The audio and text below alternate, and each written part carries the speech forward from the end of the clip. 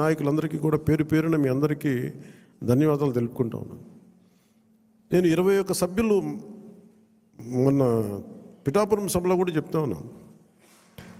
చిన్నప్పుడు మా టీచర్ చెప్తా ఉన్నారు, ఆయన బైబిల్లో ఎప్పుడన్నా ఆయన వెళ్ళే సిచ్యువేషన్కి వెళ్ళే టైంకి ఆవిడ ఏదో చదువుతూ ఉన్నారు, బైబిల్ చదువుతూ ఉన్నారు. ఆవిడ మాట్లాడేది ఏదో ఒక రోజు వెళ్తే ఏదో చదువుతూ ఉంటే నన్ను పిలిచి నువ్వు ఇది వినరా నీకు మంచిదని చెప్పారు. ఎందుకు చెప్పారు తెలియదు, కానీ నిజంగా పనికి వచ్చింది నాకు. తనను తను తగ్గించుకున్నవాడు హెచ్చింపబడును, నీకు మంచిది అవుతురా నీకు. ఆ మాట ఏంటి నేను ఎప్పుడు అనుకునేవాడిని, అంటే మనం ఎంత సాధించినా తగ్గి ఉండడం చాలా అవసరం. అంటే ఏమీ లేని ఇస్తరాకి ఎగిరి పడుతూ ఉంటుంది, ఎగిరెగిరి పడుతుంది. అన్నీ ఉన్న ఇస్తరాకి చాలా నిండుగా ఉంటుంది. అలాగే ఎన్ని స్థానాలు అని కంటే కూడా ఎంత బలంగా చేసామనే దాని మీద అందరూ అన్నారు. ఆ రోజున తాడేపల్లిగూడెం సభ మన బొలిశెట్టి గారు రోజుగా ఉన్నప్పుడు అందరూ కూడా తాడేపల్లిగూడెం సభ చేద్దాం, మనం 24 స్థానాలకి పోటీ చేస్తామని చెప్పిన తర్వాత మొట్టమొదటి సభ కూటమికి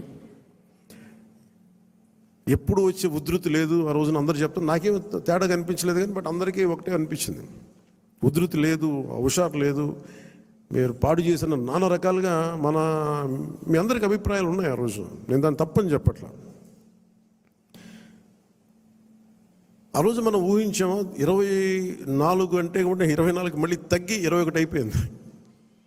ఇన్ని తగ్గి కూడా మనం దేనికోసం నిలబడ్డామంటే మనకు బలంగా, నేను చెప్తున్నాను, ఆన్ యావరేజ్ జనసేన ఓటింగ్ బలం లేని చోట అన్ని ఒక యావరేజ్ తీసుకుంటే, సరాసరి తీసుకుంటే 175 నియోజకవర్గాల మీద మనకు ఖచ్చితంగా ఒక 20% ఓటింగ్.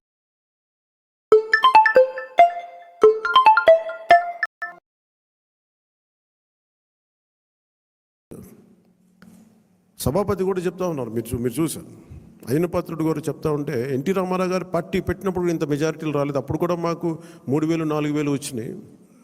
కానీ ఈ రోజున చూస్తే ఒక్కొక్కరికి 30,000 40 70 90 అసలు ఊహించని మెజారిటీ.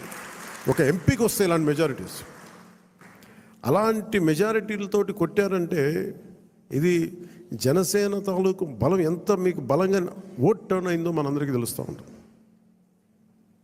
ఇది మనం నిజంగా చాలా ఆనందపడాల్సింది, మనం గర్వించాలి. అట్ ది సేమ్ టైం చాలా బాధ్యతగా కూడా దీన్ని ముందుకు తీసుకెళ్ళాలి. అలా ఇంకో నాకు మన నాయకులందరికీ కూడా నా విన్నపం, ఎవరిని కూడా వైసీపీ నాయకుల్ని కానీ ప్రత్యర్థి పార్టీకి సంబంధించిన ఎవరు కానీ వాళ్ళు మన శత్రువులు కాదు, వాళ్ళు ఇంక్లూడింగ్ వైసీపీ కూడా మనకు శత్రువులు కాదు, మన ప్రత్యర్థులే. రాజకీయ పార్టీ వాళ్ళు మన శత్రువులుగా పరిగణించవచ్చేమో నాకు తెలియదు, అలాగే చేశారు వాళ్ళు, కానీ మనం వాళ్ళని శత్రువులుగా పరిగణించట్లేదు. ఈ మెసేజ్ మీరు దయచేసి లోతుగా మీరు అర్థం చేసుకోవాలి. వాళ్ళని పీడించడం కానీ వాళ్ళు చేసిన తప్పులు మనం చేయకూడదు. అలా అని చెప్పి మనం చేతులు కట్టుకుని ఏం లేవు.